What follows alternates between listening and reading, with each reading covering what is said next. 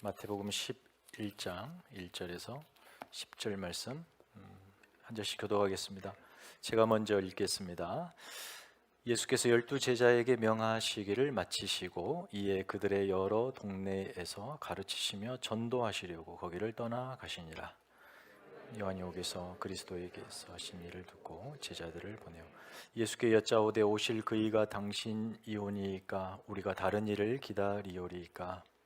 예수께서 대답하여 이르시되 너희는 가서 듣고 보는 것을 요한에게 알리되 맹인이 보며 못 걷는 사람이 걸으며 나병 환자가 깨끗함을 받으며 못 듣는 자가 들으며 죽은 자가 살아나며 가난한 자에게 복음이 전파된다 하라. 누구든지 나로 말미암아 실족하지 아니하는 자는 복이 있도다 하시리라. 그들이 떠나며 예수께서 무리에게 요한에 대하여 말씀하시되 너희가 무엇을 보려고 광야에 나갔더냐? 바람에 흔들리는 갈대냐? 그러면 너희가 무엇을 보려고 나갔더냐? 부드러운 옷 입은 사람이냐? 부드러운 옷 입은 사람은 왕궁에 있느니라. 그러면 너희가 어찌하여 나갔더냐? 선지자를 보기 위함이었더냐? 옳다. 내가 너희에게 이르노니 선지자보다 더 나은 자니라. 기록된 바 보라 내가 내 사자를 내 앞에 보내노니 그가 내 길을 내 앞에 준비하리라 하신 말이 이 사람에 대한 말씀이니라. 아멘. 우리 전우자와 함께 인사 한번 하실까요? 반갑습니다. 한 주간 잘 지내셨습니까? 네. 환영합니다. 지난주까지 우리가 마태복음 10장을 보면서 예수님께서 제자들에게 주셨던 아주 가슴 깊은 사랑의 메시지, 설교를 살펴보았습니다. 이제 서사의 무대가 이렇게 바뀝니다. 그리고 11장부터는 다시 예수님께서 하나님 나라 사역을 이어가고 계시는데요. 사실 이제 오늘 읽은 11장 2절부터 11장 19절까지 이어지는 게 이제 한 단락입니다. 근데 이 단락이 굉장히 내용이 많고 중요한데 그래서 두 부분으로 나누어서 보려고 합니다. 근데 이 부분이 중요한 까닭은 하나님 나라의 사역을 세례 요한의 그의 역사적 위치와 그 의미에 연결지어서 이해하도록 아주 중요한 관점을 선사하기 때문에 중요합니다.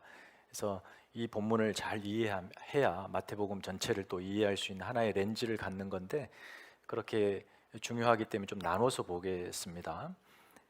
그래서 오늘 본문은 1절에서 10절까지인데요. 오늘 본문에 예수님이 공생의 전, 그러니까 마태복음 3장에 광야에서 회개의 세례를 선포했던 세례 요한이 다시 등장합니다. 무대 전면에 등장하진 않죠. 보니까 요한이 옥에서라고 소개하죠. 서사의 무대 전면에 등장하지 않지만 지금 요한은 감옥에 갇혀 있는 상태입니다. 요한이 왜 투옥되었는가? 14장에도 소개가 되지만 당시 갈릴리를 다스렸던 분봉 왕은 헤롯 안티파스입니다. 헤롯 대제의 아들 중에 하나죠. 그런데 당시 그의 이복 동생이었던 헤롯 빌립이 있는데 빌립은 다른 지역을 통치하죠. 그의 아내가 헤로디아였습니다.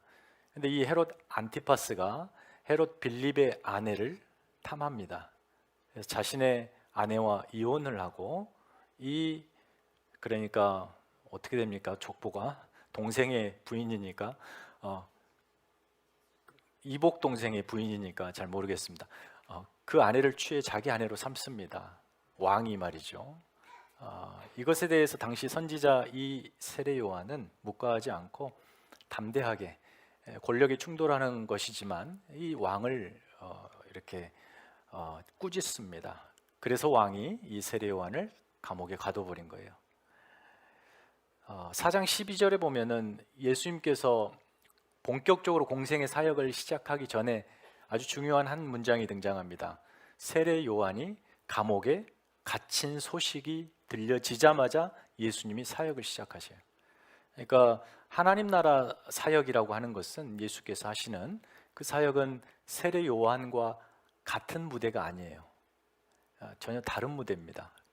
이 의미를 이제 다음 주 좀 자세히 살필 텐데, 그래서 요한을 감옥에 가두어 버리고 예수님의 사역이 시작되는 듯한, 그래서 두 세대 두 역사가 단절되는 그런 효과를 보게 되죠.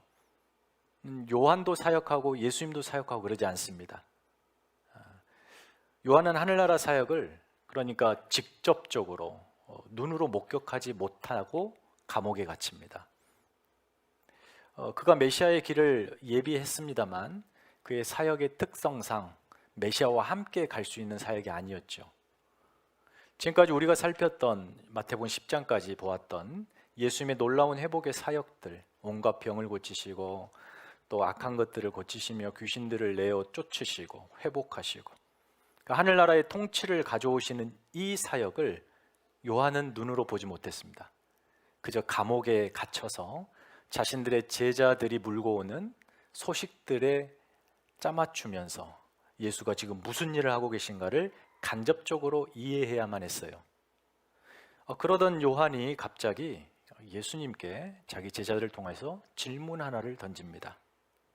오실 그분이 당신입니까? 아니면 우리가 다른 사람 기다려야 됩니까? 투옥 중에 던진 그의 질문에 대단히 깊은 고뇌가 서려 있습니다.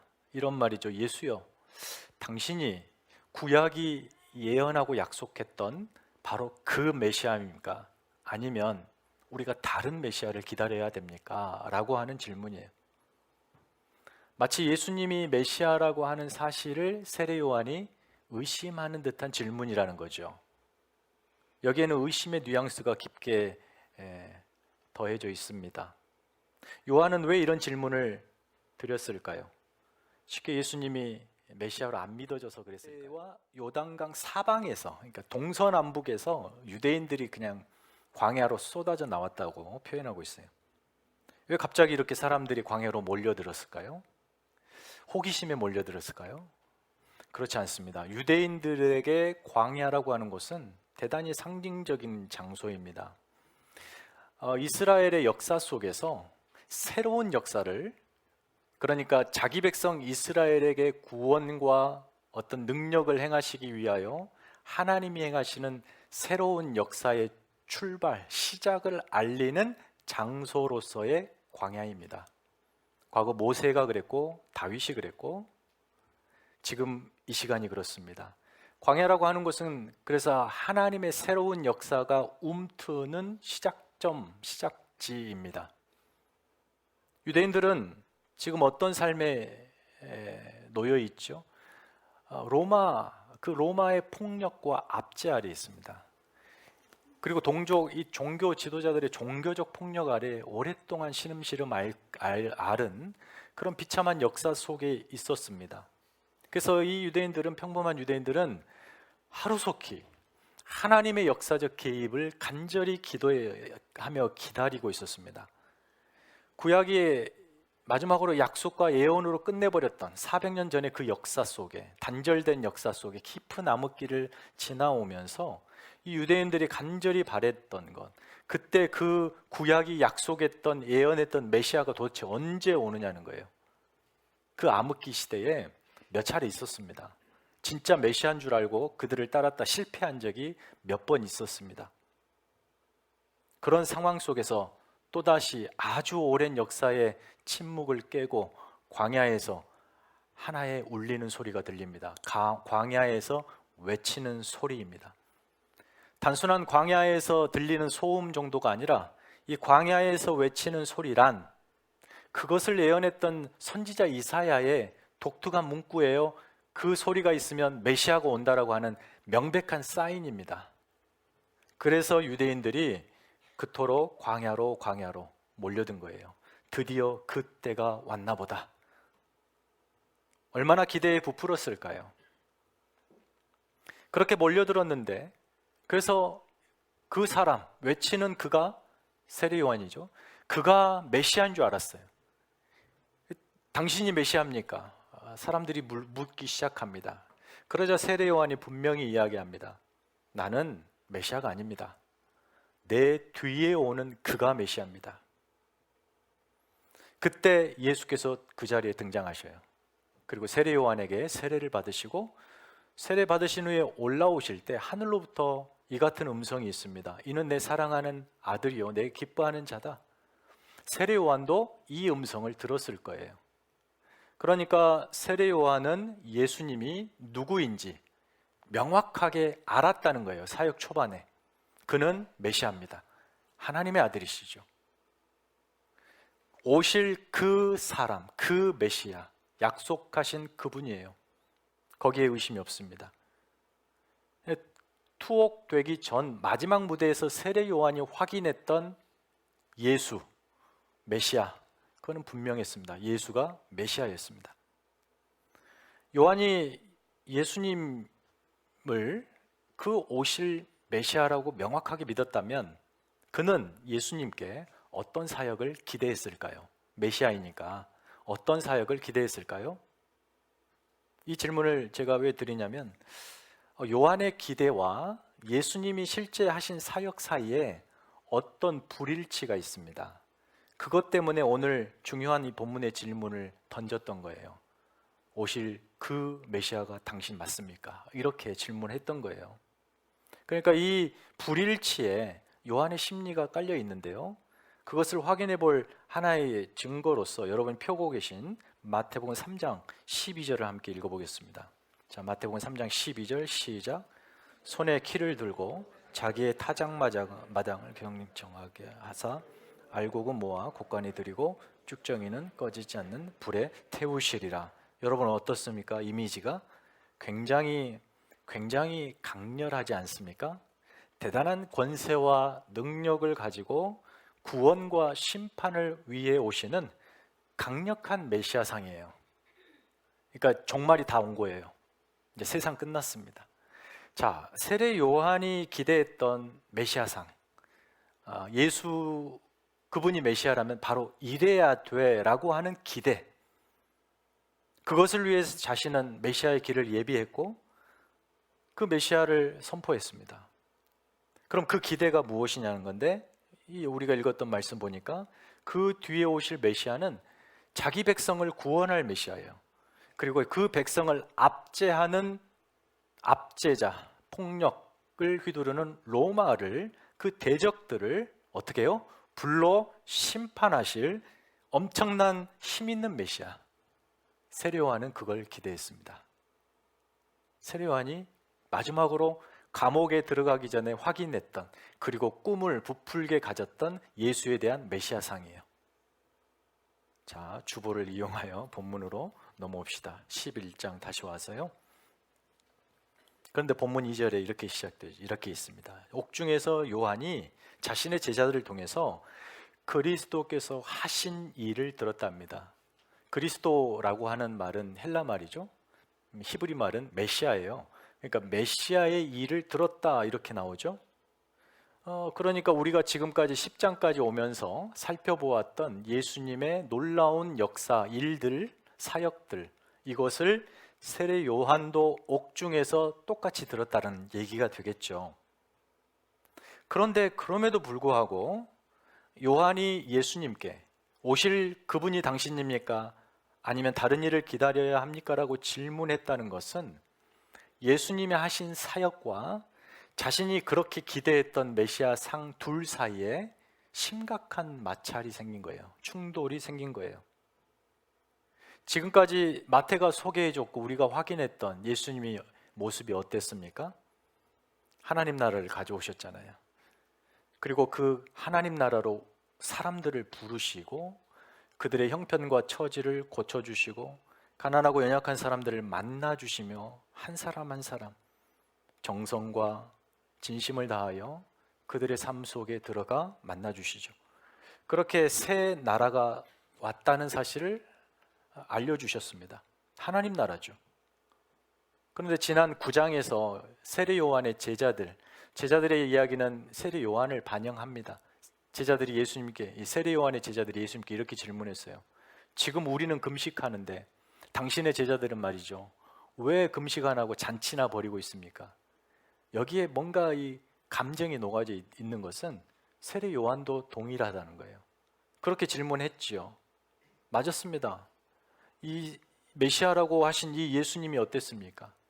자유롭게 죄인들과 어울리고요, 금식하지 않고 잔치를 벌이고 몇 사람을 아주 별로 별 볼 일 없어 보이는 촌부들을 불러다가 내 제자다라고 말씀하시며 그들과 함께 여기저기 돌아다니고 계셔요. 간간히 놀라운 기적도 행하셨지만 몇 사람을 제자라고 부른 그들과 함께 했던 그 사역이 경천동지할 사역이 아니었습니다. 그리고 이 세례 요한의 기대처럼 어떤 강력한 심판의 사역들이 아니었습니다.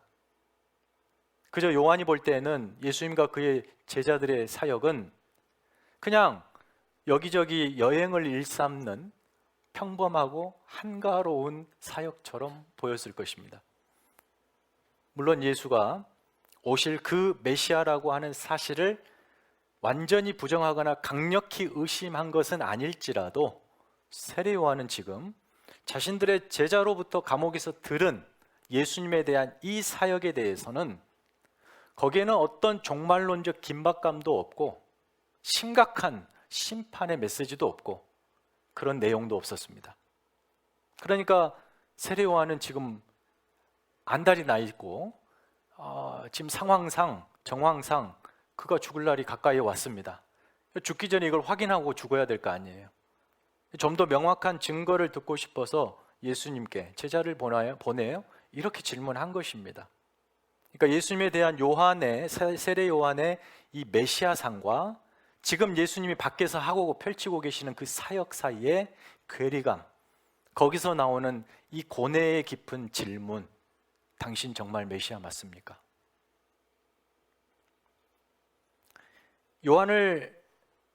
이 요한의 질문을 들으신 예수님께서 요한의 제자들에게 이렇게 가서 답으로 전해라 라고 주시는 말씀이 5절입니다.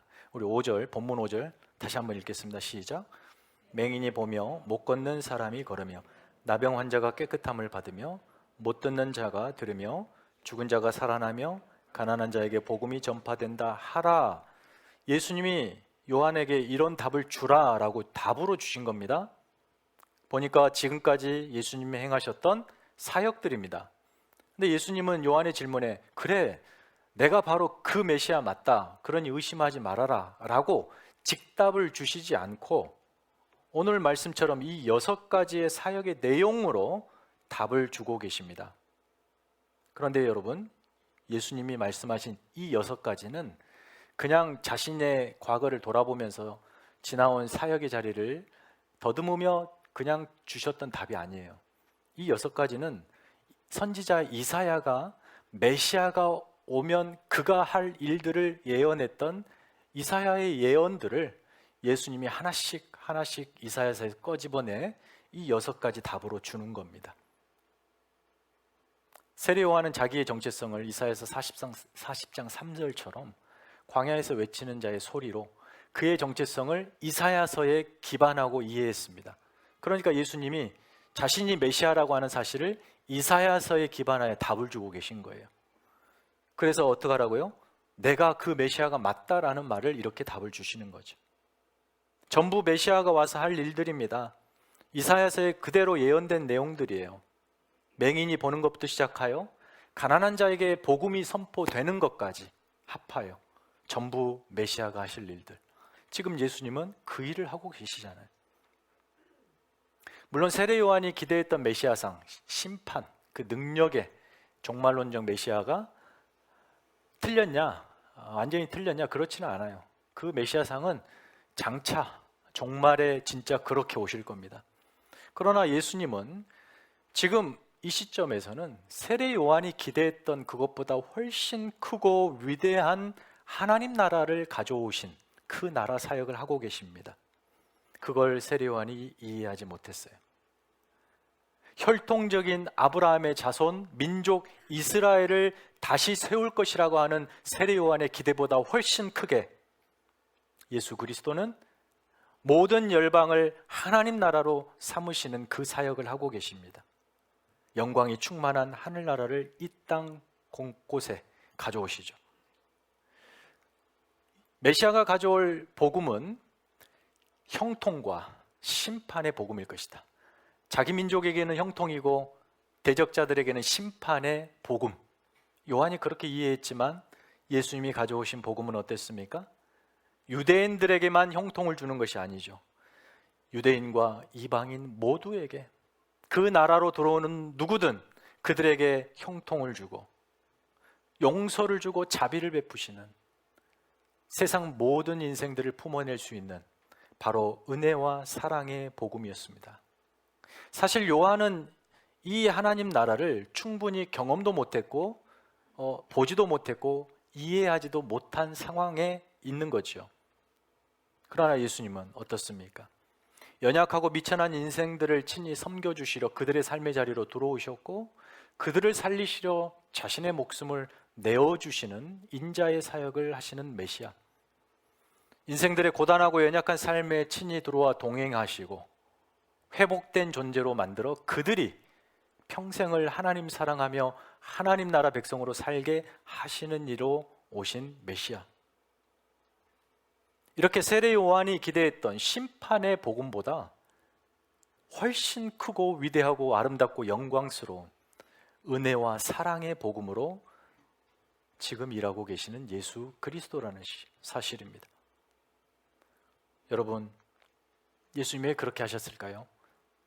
비록 더딜지라도 한 사람 또 한 사람을 그의 제자로 부르시고 새 나라의 질서를 가르쳐 주시고 그렇게 살도록 정체성을 새롭게 해주시고 친히 그 나라의 머리가 되어주시고 그 나라로 부른 모든 백성, 모든 사람 인생들을 자신의 몸으로 삼아 유기적인 건강한 영광스러운 몸이 되게 하시는 그 사역에 올인하시는 거죠. 그게 무엇입니까? 교회입니다. 여러분, 세례 요한이 이 영광스러운 교회의 모습을 보았을까요? 보지 못했을 것입니다. 안타깝게도 그 보는 것은 그에게 허락되지 않았어요. 이 부분이 다음 주 메시지의 핵심일 텐데요. 그때 보고 예수님이 이루고자 하시는 하나님 나라는 이것이죠. 그의 몸된 교회를 통하여 만물을 충만케 하시는 이의 충만입니다. 충만이에요. 그러니까 유대인의 바운더리, 민족적 바운더리를 넘어서죠. 모든 이방인들이 한 형제 자매가 되고 나라 이스라엘을 넘어서죠. 온 열방이 하나님을 아버지로 예수를 구주로 믿는 그 하나님 나라가 되게 하기 위하여, 그들이 복받게 하기 위하여 예수가 이 땅에 오셨고, 지금 그분은 그 일을 성실하게 변함없이 실수 없이 하나님의 뜻과 계획 속에서 하고 계시는데 요한은 그걸 못 본 겁니다. 이해하지 못했던 거예요. 이게 요한의 오해입니다. 메시아상이에요. 잘못된 메시아상. 그런데 요한만 그런가? 그 다음에 이제 7절부터 등장하는 것은 이제 요한의 제자들을 보내놓고 예수님께서 이제 그 함께 있는 무리에게 요한에 관련하여 질문을 합니다. 세례 요한도 예수님이 오실 그 메시아인지 혼동하고 의구심을 갖는 마당에 이 무리, 이 일반 무리는 그러지 않았을까요? 그들은 더 그랬을 겁니다. 요한은 감옥에서 간접적으로 메시지를 듣고 메시아에 대한 사역을 들었고, 지금 이 무리는 직접적으로 예수와 함께 동행하며 모든 걸 보았기 때문에 그들은 바로 믿었을까요? 아니요. 이 무리도 예수에 대한 이상한 메시아상을 가지고 따르고 있습니다. 그걸 예수님이 아셨던 거예요. 이들이 왜 무리가 예수님을 그렇게 왜곡된 메시아상을 가지고 따랐냐면 그 출발점은 바로 세례 요한 때부터 그랬습니다. 세례 요한에 대한 왜곡된 생각에서부터 시작된 거예요. 그래서 예수님은 이 무리에게 세례 요한을 그들이 어떻게 생각하시는가에 대한 교정을 시작하시는 겁니다. 그게 나머지 본문이에요. 세 가지 질문이 나오잖아요. 무리가 요한을 어떻게 생각했을까요? 그들이 어떻게 생각했기에 과거에 그렇게 요한이 있던 그 광야로 질주하여 흥분하며 뛰어나갔을까요? 세 가지 질문인데 첫 번째는 7절이죠. 너희가 무엇을 보러 광야에 나갔더냐? 바람에 흔들리는 갈대냐? 과거 세례 요한이 광야에서 외칠 때 유대인들 이들이 무엇을 보려고 그렇게 광야로 나갔냐 이 말이에요. 그걸 물으신 거예요. 거기 바람에 흔들리는 갈대가 나오는데 이게 누구를 지칭하는가? 설왕설래 말이 많지만 대략적으로 보면 이 흔들리는, 바람에 흔들리는 갈대는 예나 지금이나 우유부단함이죠. 권력 앞에서 쉬 무릎을 꿇고 진실을 감추고 권력을 얻기 위해 무엇든지 하는 사람들이에요. 대표적으로 누구냐면 바로 헤롯입니다. 여기서 바람에 흔들리는 갈대는 헤롯 같은 왕이에요. 어떤 왕? 권력 있는 왕, 힘 있는 왕.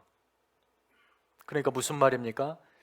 이 무리들이 광야로 뛰쳐나갔던 이유는 헤롯 같은 능력 있는 힘 있는 왕이 와서 지금 자신들의 현실을 바꿔줄 거라고 하는 열망, 기대감을 가지고 나갔다 이 말이에요. 그들이 광야로 질주했던 것은 바로 이렇게 권세와 권력을 가진 왕, 그가 메시아인 줄 알고 그렇게 기대하고 나갔다는 거예요.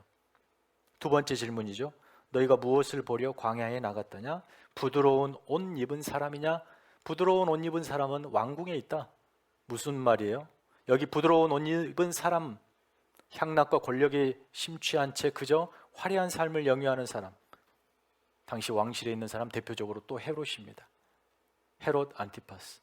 엄청난 권세와 권력을 가지고 화려한 옷을 입고 우리가 원하는, 우리가 기대하는 모습으로 메시아가 올 것을 기대하며 광야로 이 사람들이 나갔다는 거예요. 그들이 기대하는 메시아는 그런 메시아예요. 권력 있고 힘 있고 화려한 옷 입고 모두가 보고 그 앞에 무릎을 꿇을 수 있을 정도의 그런 비주얼과 능력을 가진 사람. 그래야 자신들의 초라한 삶을 다 바꿔주지 않겠습니까? 그리고 마지막 세 번째 질문, 너희가 선지자를 보러 나갔느냐? 선지자도 그런 모습으로 왔으면 했죠. 자, 여기 세 가지 질문 속에 나온, 거기에 예수님이 암시해둔 이 무리의 기대, 무리가 바라는 메시아상, 그것은 바로 이 세 가지 질문을 더해보면 됩니다. 능력 있고 힘 있고 화려한 옷을 입고 강력한 선지자적 메시지를 가진 모든 현실을 뒤바꾸어 놓을 수 있는 능력의 메시아, 그 메시아를 이 무리들이 기대하고 광야로 나갔습니다. 그런데 그들이 광야에서 확인한 것은 누굽니까? 세례 요한인데, 세례 요한이 이 세 가지에 정반대되는 거예요. 바람에 흔들리지 않는, 아주 지조가 단단하고 어떤 불의에도 타협하지 않을 만큼 그런 세례 요한을 만나죠. 흔들리는 갈대가 헤롯이라면 흔들리지 않는 갈대가 이 요한입니다. 어떤 인기에 영합하려 하지 않습니다. 권력에 쉽게 타협하지 않아요. 설사 그가 왕이라 하여도 잘못된 것을 외칠 수 있는 담대함. 그래서 말씀에 견고히 뿌리 내려 흔들리지 않는 사람을 만납니다. 무리가 어땠을까요? 환호했을까요? 실망하죠. 두 번째, 화려한 옷을 입은 누군가를 기대하고 광야로 뛰쳐나갔는데 세례 요한의 몰골이 어떻습니까? 낙타 털옷, 짐승의 털옷을 겨우 집어서 이 옷으로 이해 입고 허리에 가죽띠를 떼고, 그가 먹었던 음식은 메뚜기와 석정, 사람이 살 수 있는 사람이 아니잖아요. 금식, 철저하게 이 금욕적인 삶을 살았던 초라하고 굉장히 볼품없는 그 사람을 만난 거예요. 그러니까 이 무리의 기대가 또다시 꺾입니다. 선지자가 저럴 수 있을까? 그들의 선지자의 기대감도 꺾이죠. 자, 이렇게 무리는 세례 요한에 대한 메시아적 기대를 흠뻑 품고 광야로 달려갔는데 그들이 확인한 것은 아니었습니다. 그리고 지금 세례 요한이 어떻게 됐습니까? 꼼짝없이 감옥에 갇혀 있고 아무것도 할 수 없는 상태로 저렇게 권력 앞에 속수무책으로 당한 연약한 사람에 불과했습니다. 무리들이 세례 요한에게 두었던 이 메시아상이 산산조각이 나버렸던 거죠. 그래서 어떤 이 마음의 상심과 실망감으로 깊게 가득한 채 세례 요한을 역사의 무대로 던져버린 상태입니다. 그러면 이 열망을 바꿔야 되는데 이 무리들은 그 열망을 지금 자기 앞에 있는 예수에게 그대로 덧씌웁니다. 예수는 달라. 예수는 세례 요한과 달라. 이 예수는 우리에게 그렇게 능력과 권세로 오지 않았는가? 보아라, 지금까지 하신 것 봐라. 그리고 이 예수는 이제 화려한 왕복을 입고 예루살렘에 입성할 것이다. 이 예수가 우리의 모든 현실을 바꿔줄 것이다. 이 메시아상을 가지고 지금 따르고 있는 무리를 향하여 예수님이 세례 요한을 통해 너희들의 그 메시아상은 틀렸다라고 말씀해 주고 계셔요. 바로 그 내용들이에요. 이 두 가지의 메시아상이 나오고 그것이 실제 예수의 메시아상과 충돌하고 있는 모습을 보게 됩니다. 오늘 본문에서는 이렇게 이 두 가지 메시아상이 충돌하는데, 그런데 여러분, 이 메시아상의 충돌은 이때만이 있는 것이 아니라 신앙생활하는 누구든지 그의 신앙 여정 속에 항상 자주 등장합니다. 바로 이 부분이 오늘 본문을 통해 우리에게 적용해야 될 중요한 도전의 교훈입니다. 신앙생활 여러분 잘하고 계십니까? 근데 그 신앙생활 하는 동안에 여러분의 깊은 고민은 아마 이것일 것입니다. 내가 예수를 믿으면서 기대했던 삶, 그런데 실제 삶에 맞닥뜨린 그것, 이 둘이 너무 다르다는 거예요. 내가 생각했던, 그래서 믿었던, 내 인생을 걸고 믿는 예수와, 그래서 그분이 내게 어떻게 해줄 거라고 기대했던 그 기대감, 그 예수와 실제 내 삶에서 펼쳐지고 경험되는 예수가 너무 달라서 깜짝 놀랄 지경이에요. 거기에서 그런 괴리감과 이질감에서 발생되는 갈등이 있죠. 그게 우리의 신앙의 질문들입니다. 우리 모두가 하는 거예요.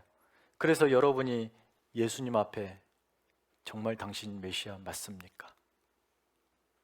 분명 성경에는 예수님이 모든 것을 다 하실 수 있는 능력의 주님이신데 병도 척척 고치시고 환경에 어떤 문제도 척척 통제하시며 풀어주시고 기도하면 응답해 주시고, 아니 기도하지 않은 것까지 알아서 채워주시는 그런 관대한 분으로 소개되고 있는데,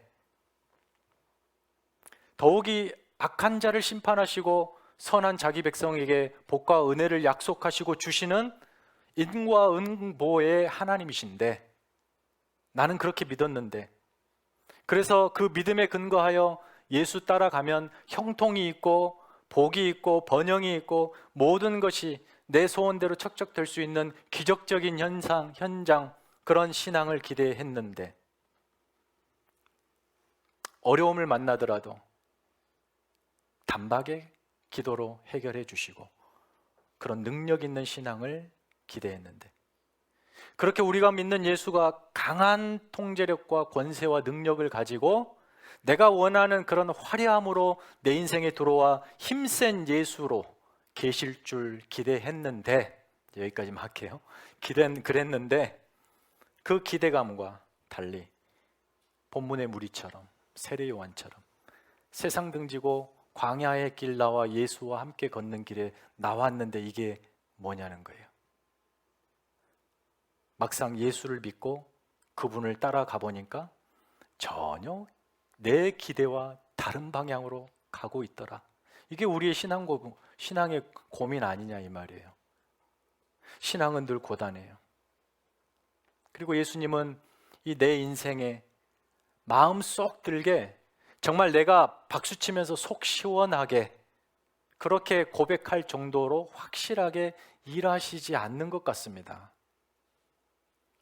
기도 응답은 더디고 내가 원하지 않는 삶은 계속해서 펼쳐지면서, 그럴 때마다 기도해 보면 예수님은 늘 저 멀리 어딘가에 자신의 모습을 숨기고 계신 것처럼 느껴지죠. 야, 신앙생활 할 맛 난다. 이렇게 여러분이 흥분하며 고백하는 그 고백은 인생에 한 몇 번 안 될걸요. 그리고 우리의 인생 남은 전부가 어떻게 갑니까? 이게 도대체 무엇인가? 이게 도대체 뭐란 말인가? 예수를 믿는다는 것이 이런 건가? 진짜 이런 걸까? 라고 하는 고민과 갈등에 연속이죠. 그러면서 반복적으로 그때마다 여러분이 예수님께 드리는 질문이죠. 세례 요한의 질문처럼.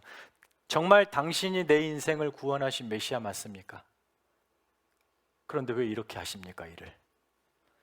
왜 이렇게 일하십니까?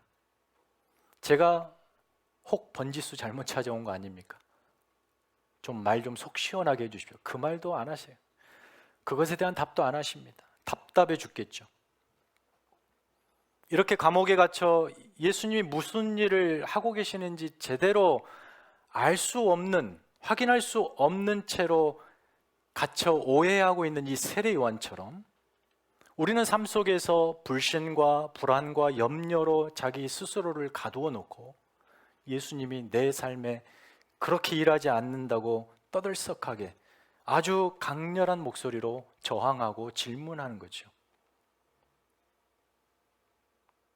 내가 생각했던 메시아상이 달랐기 때문입니다.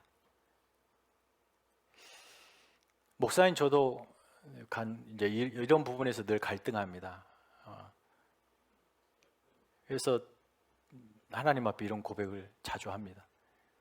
하나님, 정말 하나님 살아계시면 지금 하나님의 이름을 저렇게 더럽히고 기독교와 교회를 모독하여 복음에 방해되는 그런 일들을 하는 사람들을 왜 그냥 두십니까? 그들이 더 떵떵거리고 잘 사는 모습을 방관하십니까? 하나님, 왜 그러십니까? 왜 그런 식으로 일하십니까? 좀 그들을 이렇게 심판하신다면, 모두가 눈 똑똑히 두려움으로 확인할 수 있게 모두의 눈앞에서 그를 친다면 사람들이 돌아서지 않겠습니까? 하나님을 두려워하지 않겠습니까? 다시는 그런 신성 모독을 하지 않을 수 있지 않겠습니까? 뭐 그런 내용들. 하나님, 왜 저 사람은 하나님의 교회를, 하나님을 그토록 모독할까요? 예수 믿는다고 하는데 왜 저렇게 신앙생활하면서 하나님의 영광을 가리고 거짓을 일삼고 욕심, 탐심에 사로잡혀 저렇게 사는 걸까요? 저 사람 좀 돌이켜 세우도록 뭔가 좀 힘있게 한방 쳐주시면 안 될까요? 뭐 이런 것들. 우리가 기대하는 어떤 예수님의 상이 있다는 거예요. 그러나 예수님은 그렇게 일하지 않으시더라는 거죠. 그래서 우리의 고민이 무엇입니까? 예수님은 아무것도 내 삶에 하시지 않는 것 같고, 하더라도 너무너무 더딘 것 같고 틀린 것 같고 나의 뜻에 어긋난 것 같아 생각되지만, 오늘 성경은 뭐라 그래요? 그렇지 않다는 거예요.